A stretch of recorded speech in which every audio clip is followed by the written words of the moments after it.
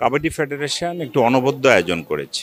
আমরা মনে করি কাবাডি হচ্ছে আমাদের জাতীয় খেলা এবং এই খেলাকে উজ্জীবিত করার জন্য সারা দেশে ছড়িয়ে দেওয়ার জন্য আমরা মনে করি কাবাডি ফেডারেশন যে কাজ করেছে এটা আমাদের জন্য যুব ক্রীড়া মন্ত্রণালয়ের জন্য একটা অনবদ্য ভূমিকা। আমরা এই ফেডারেশন ইতিমধ্যে তারুণ্যের উৎসবে ৩৫০টি উপজেলায় কম্পিটিশন করে তারা জাতীয় পর্যায়ে ৫০ জন প্লেয়ারকে তারা সেট আপ করেছে।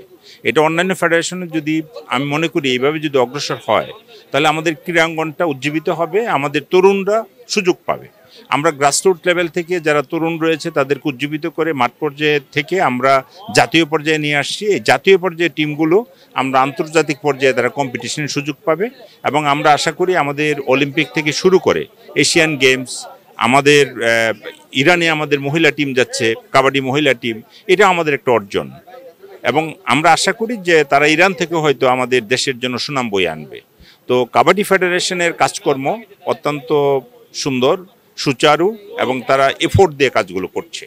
আমরা যে সমস্ত ফেডারেশনগুলো ভালো করে তাদেরকে প্রমোট করি, তাদেরকে প্রণোদনা বেশি দেওয়ার জন্য আমরা চেষ্টা করি। আমরা মনে করি কাবাডি ফেডারেশন যেভাবে কাজ করছে তাদেরকে আরও সাপোর্ট দেওয়া সরকারের পক্ষ থেকে এবং তাদেরকে অনুপ্রাণিত করা, আমরা সেই উদ্যোগটি আমরা গ্রহণ করব।